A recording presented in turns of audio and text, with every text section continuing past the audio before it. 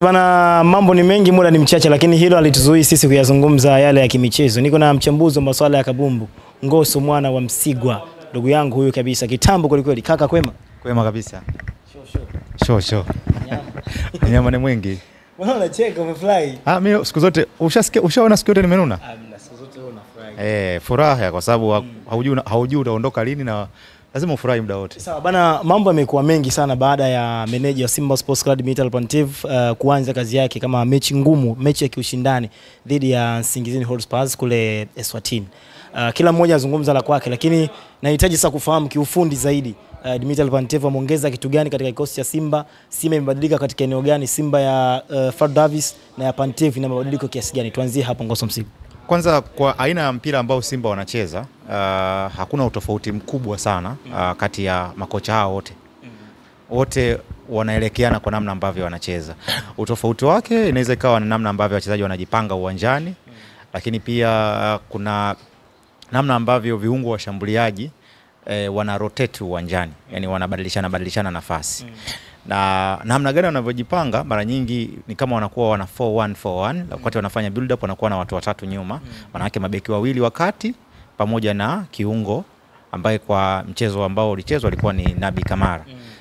Lakini hiyo inawafanya sasa wale mabeki wa pembeni kwenda juu na kutengeneza mazingira ya kuwa na watu wengi kwenye idadi tofauti ya maeneo.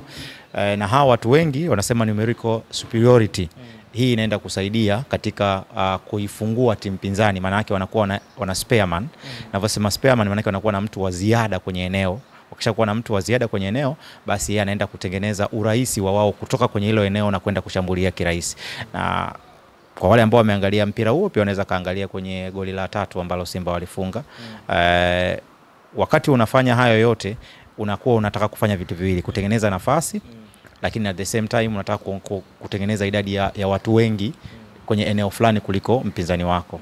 Na hayo yote tuliyaona by the way, na Simba walicheza vizuri. Kwa hiyo kuna utofauti kwenye eneo tu la kusimama wachezaji kwenye tunasema formation, lakini pia kwenye namna ambavyo wachezaji wanatimiza majukumu yao hakuna utofauti mkubwa sana kati ya Fadlu pamoja Matola, lakini pia pamoja na Pantev. Wengi waliunga ama walisupport kwenye swala la speed ya wachezaji. Hakuna abiria wengi kwenye uchezaji wa Pantev. Ni kweli ama jicho lao lilikuwa tofauti na wewe? Ni kweli, na ukitaka kutengeneza timu yoyote ikawa bora, lazima timu iweze kushambulia ikiwa na idadi ya watu 11, lakini kujilinda pia lazima kuwa watu 11. Kuna watu nikisema hivyo wanashangaa goalkeeper anashambulia vipi. Kilichofanya dunia iwe na sweeper goalkeeper ni kwa sababu neno lenyewe sweeper kwamba anavyoenda kuongezeka idadi ya mabeki ili kufanya build up, maana yake pale anashambulia, kwa sababu timu inayoshambulia ni timu ambayo inamiliki mpira.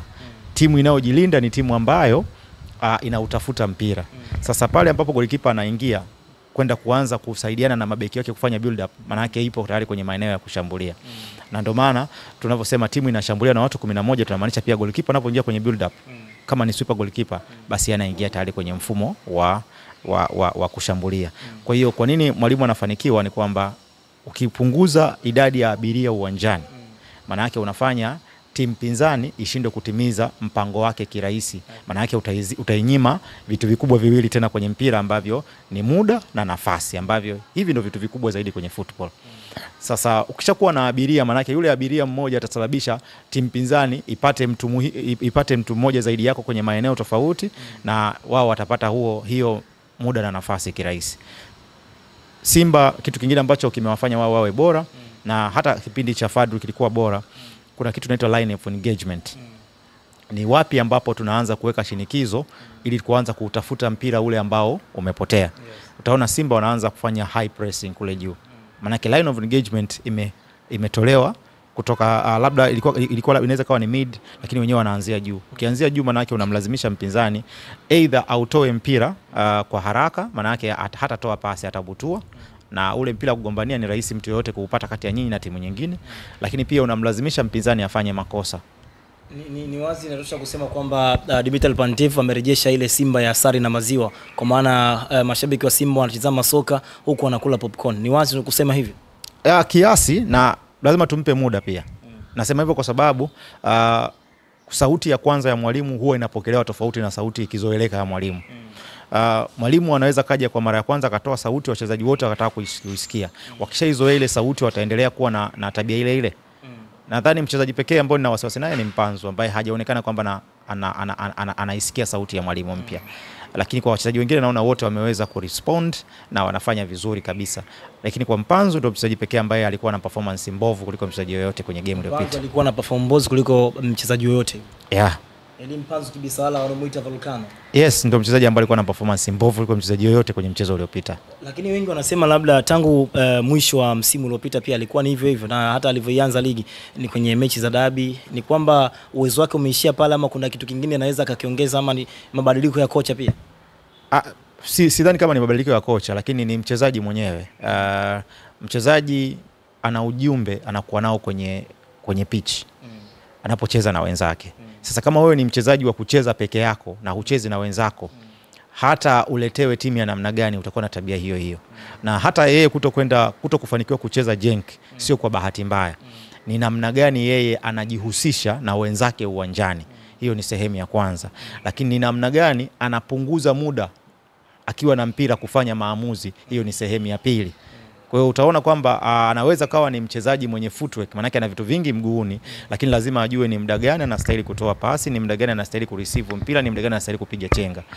Chenga kwenye football unapiga pale ambapo una ulazima. Ukimtizama Mpanzu style of playing aliocheza katika mechi dhidi ya Singizini, then Budo Mutale, kwa maana yake kwamba kama ni kocha Simba, Mpanzu anaanza nje. Mimi Mpanzu anaanza nje.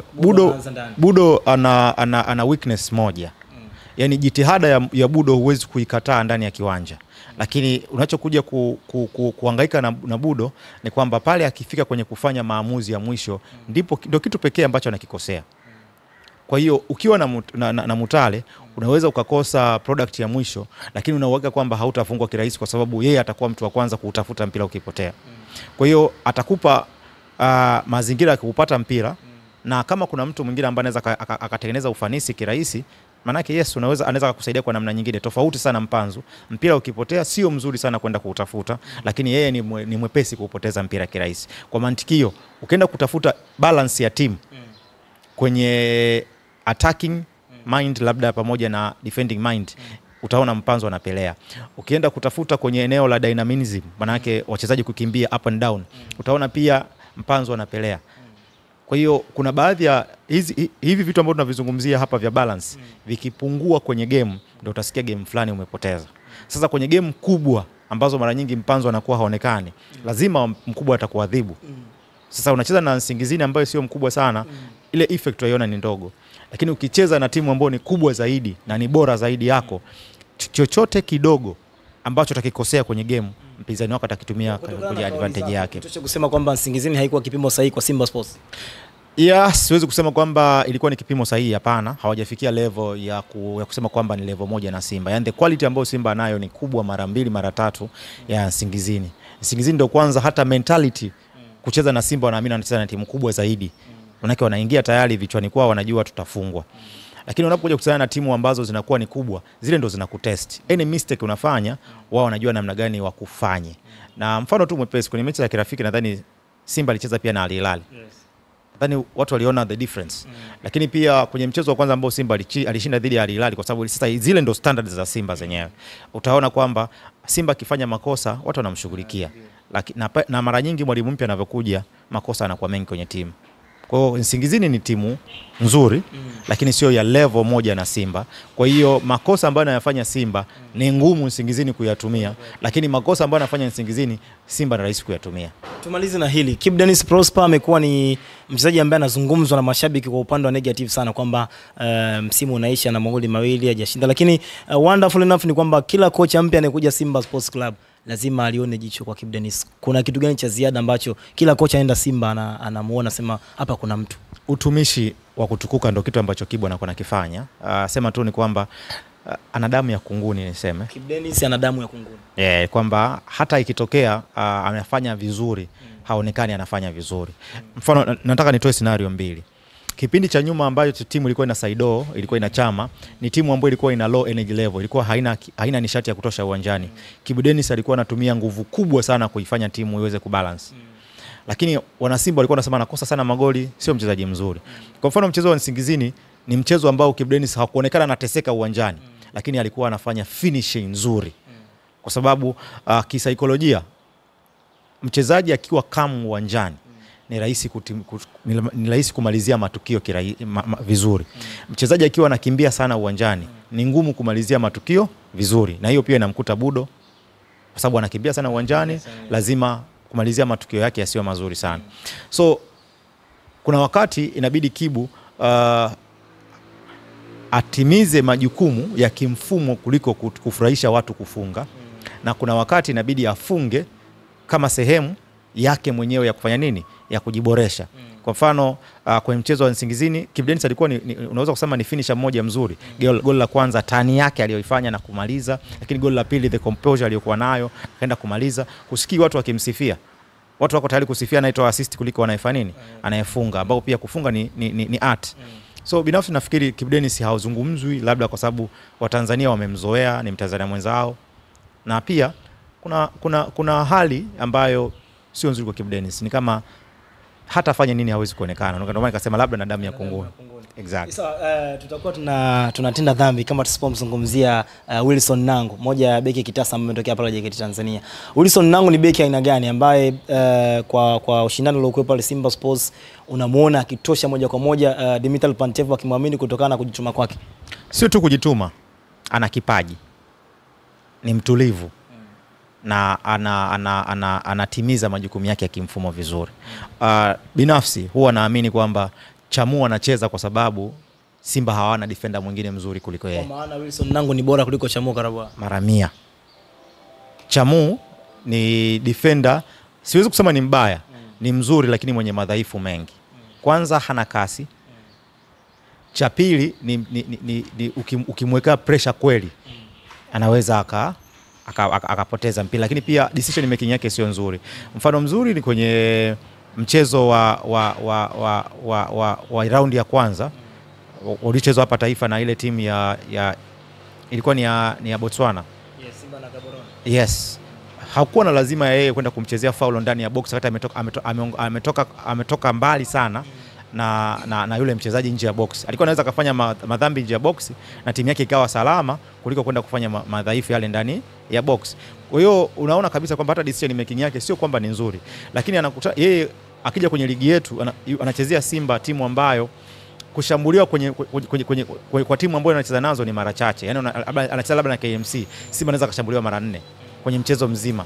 So ni rahisi yeye kutokufanya makosa mengi kwa sababu timu yake inakuwa ina possess mpira mara nyingi, timu yake inashambulia mara nyingi. Kwa hiyo yeye anakuwa hawezi kuwa exposed vya kutosha. Lakini unapoenda kwenye mechi za kimataifa, pale ndio unaonyeshwa kwamba how weak you are, wewe una udhaifu gani wa kutosha ili watu waweze kudili na wewe. Kwa hiyo Nangu ni swala la mwalimu kumwamini, kumpa nafasi. Na mchezo wa kwanza kaaminiwa kuanza, kakupa goli, kakupa composure ya kutosha, kaonyesha utulivu wa kutosha mpaka pale ambapo aliumia na akashindwa kuendelea. Anakuonyesha kabisa kwamba kama ataendelea kupewa nafasi ni beki mzuri zaidi kuliko Chamu. Goli alilofunga ni la kichwa kwa kimo chake, maana yake yeye mwenyewe ana jitihada binafsi za kutaka kutafuta mafanikio. So binafsi mimi naamini Nangu ni far way better kuliko Chamu. Ngoso Msigwa, tumalize na Young Africans. Tatizo la Young Africans lipo wapi? Kubadilisha makocha mara kwa mara, wachezaji wamechoka, ama ndo ile wanagundu kwenye mashindano ya kimataifa? Hamna gundu, lakini kuna kitu kinaitwa comfort zone. Comfort zone ni hali ambayo mwanadamu anaipata, anakuwa katika hali ya utulivu, yani mpaka haone kukosa wasiwasi kabisa kwamba kila kitu nishamaliza. Yeah, na hicho ndio kitu ambacho nadhani kinaathiri Yanga na uongozi wao. Ukishakuwa ni kiongozi na huoni kama nje kuna mpinzani anaweza kuja kuchallenge kuchukua nafasi yako, ni rahisi kubweteka. Nafikiri hii ni eneo ambalo Yanga wamefikia. Bahati mbaya sana wanaostahili kuwa challenge ni Simba, lakini Simba nao wana matatizo pia kwenye eneo lao lile la uongozi, kwamba kila siku wanabadilisha eneo la bodi ya ukurugenzi, maana yake mnakosa muendelezo wa kufanikisha yale malengo yenu kwa muendelezo wa miaka inayokuja. Kwa hiyo ndio sehemu ambayo Yanga anapata faida kwenye ligi yetu ya ndani, kwamba Simba hawezi kumcompete naye kwa sababu Simba kila siku anaanza upya. Na Yanga naye anafanya makosa. Amejitahidi kutunza kikosi, by the way, habomoi sana kikosi chake. Lakini sasa eneo la coaching amekuwa akibadilisha mara kwa mara. Na ndio maana baada ya Gamondi kuondoka, timu imekuwa inafeli kimataifa. Kwa sababu gani? Hakuna muendelezo wa kutosha wa aina ya message ya kwenda kwa wachezaji. Mchezaji anastahili kupokea message, na ile message jinsi anavyoipokea mara kwa mara ndio jinsi anavyoitendea kwa ubora zaidi. Kwa kila siku kunabadilika message na information, maana yake zinamfanya mchezaji anakuwa na message nyingi sana au information nyingi sana kichwani kwake. Na ukifika wakati wa kwenda kufanya execution uwanjani, kuna mgongano wa zile messages, kwa sababu kichwa ni kama computer, kinakuwa kina peruse, kinachagua ni message gani ya kufanya. Kwa hiyo kuna wakati muda unakuwa ni mdogo sana kufanya maamuzi. Kwa hiyo unaweza kushangaa kwamba kimechukua wrong information kwenda kuimplement uwanjani. Kwa hiyo unapobadilisha makocha kwa wingi, inaonyesha namna gani ambayo unaenda kuwafanya wachezaji wawe confused pia uwanjani. Kwa hiyo ni vizuri Yanga waachane na masuala ya kubadilisha makocha mara kwa mara. Na sehemu nyingine ni kwamba wakati unatafuta kocha, lazima wajiridhishe ni nani anakuja. Ukienda kuangalia makocha ambao wanakuja Yanga, wastani wa wao kukaa kwenye vilabu ni mdogo sana. Hata Simba by the way Pantev naye na wastani mbaya wakaa kwenye clubs. Hii inaonyesha kabisa kwamba hawa makocha wanaweza kawa either wanavutiwa sana na pesa, kwamba pesa ikitokea moja kwa moja wanahama timu kwenda sehemu nyingine kwa sababu ya pesa. Maana yake hao huwezi kuunda nayo jambo, kwa sababu itatokea watafanya vizuri then atakuja kuchukuliwa na timu kubwa au bora kuliko wewe. Lakini pia inaonekana pia sio wazuri, ndio maana wanafukuzwa zaidi kwenye hizo timu ambazo wanaondoka. Sijui kama naeleka vizuri. Kwa hiyo kama kuna scenario hizi mbili, maana yake anaweza kawa kocha ni mzuri, lakini kama hawezi kudumu na klabu moja, maana yake wewe kama timu huwezi kumtegemea. Kama ni kocha mbaya, maana yake anafukuzwa kwenye kila timu, maana yake pia huwezi kutegemea kwamba atakuwa ni kocha mzuri kwako. So kuondoa makocha sio kuzuri, lakini pia wewe unayemtaka kocha lazima ujue unataka kocha wa namna gani, akusaidie nini na kwa muda gani. Young Africans yuko Patrick Mabedi hivi sasa kama caretaker kwa upande wa mchezo unaofuata dhidi ya Silver Strikers. Anatosha na mwenyewe kuivusha Young Africans, ama tuseme Young Africans shughuli yao imeishia hapa? Siwezi kusema anatosha. Kwa mchezo mmoja coach huwezi kusema anatosha au atosha, kwa sababu mchezo mmoja coach hawezi kufanya cha maana. Lakini historia yake si unaifahamu? Kwamba anatosha kwa ukubwa kikosi ya Young Africans au la? Young Africans ni kubwa sana kuliko Mabedi. Young Africans ni kubwa sana kuliko Mabedi. Yaani huo ndio uhalisia. Na labda watu wanashindwa kufahamu kwamba Mabedi ametoka kwenye timu ya taifa. Timu ya taifa mara nyingi kwa mwaka inaweza kucheza mechi less than 10, chini ya mechi 10. Maana yake, lakini kwenye club huku kila siku ni kukimbizana. Sasa coach ambaye anakuepo kwenye clubs anakutana na matatizo mengi kuliko coach ambaye anakuwa kwenye timu ya taifa, kwa sababu matatizo mengi ya coach anakutana nayo kwa idadi ya mechi anazocheza. Kwa hiyo the less the match, maana yake matatizo machache uliyokutana nayo, maana yake pia hata namna ya kuyasolve pia unajua kwa uchache. Nisiseme kwamba Mabedi hatafanikiwa na Yanga, hapana. Hiyo ni reality kwamba kama wewe umefundisha klabu mbili au mechi chache, maana yake kwenye zile mechi chache ulizokutana nazo, kama ukutana na mpinzani dhaifu, ulijua namna gani ya kucheza naye yule dhaifu. Kama ukutana na mpinzani mmoja mgumu, basi ndio huyo mgumu mmoja mkutana naye. Lakini ukutana na mechi nyingi sana za kila siku, maana yake unakuwa unajua varieties. Kwa hiyo kwa maelezo yako ni wazi kwamba Young Africans shule imeishia? Hapana. Wanatoboa. Kusema wanatoboa au hawatoboi inategemea na dakika 90, kwa sababu bahati mbaya sana dakika 90 ni tofauti kabisa na historia ya nyuma. Na ndio maana kwenye mchezo wa kwanza Silver Strikers alishinda. Lakini ukienda kuangalia historia ya nyuma ya hapo, Yanga alikuwa anaonekana ni favorite. Kitu ambacho watu wanastahili kufahamu ni kwamba kwenye mchezo kuna vitu ambavyo vinaangaliwa. Historia inabaki pembeni, ubora wa mchezaji unabaki pembeni, alifanya nini inabaki pembeni. Siku hiyo ya mechi umemstadi vipi mpinzani wako? Baada ya hapo wachezaji wako wametimiza vipi majukumu ya kimfumo kulingana na madhaifu na ubora wa mpinzani wako? Basi ukiweza kufanya hivyo vitu vizuri, una asilimia kubwa ya kushinda mchezo. Lakini wachezaji pia wenyewe lazima watimize vitu vingine vya muhimu. Cha kwanza ni kuhakikisha wanakimbia vya kutosha uwanjani ili wasimpe mpinzani muda na nafasi. Lakini wakati huo lazima wakubali kushinda mapambano aidha ya hewani au ya ardhini. baada ya ukishamaliza kushinda mpambano haujamaliza, kwa sababu unaweza katika kugombania mipambano kuna mipira inayoanguka, anaye-collect ni nani. Kwa hiyo kama wewe hucollect ile mipira pia hauwezi kushinda mechi kirahisi. Kwa hiyo kuna hivyo vitu lazima viweze kufanyika kwa usahihi ili uweze kushinda mchezo. Haijalishi unacheza na timu ya namna gani. Inaweza kawa ni timu dhaifu sana, kama itafanya hivyo vitu sahihi inaweza kukusurprise wewe mwenye timu bora. Na ubora wa mchezaji unakusaidia pale ambavyo ndani ya viwanja mbinu za walimu zimegongana, manake zimelingana. Ufanisi wa wachezaji kufata yale maelekezo ya walimu umefanyika kisawa sawa. Sasa ubora wa mchezaji mmoja mmoja ndio unaweza kuja kuamua mechi. Kama wachezaji wako ni bora lakini hawakimbii vya kutosha uwanjani, hauwezi kupata matokeo. Kaka, tuweke nukta, siku ya leo tutazungumza mengi kadri siku zinazozidi kwenda. Inshallah.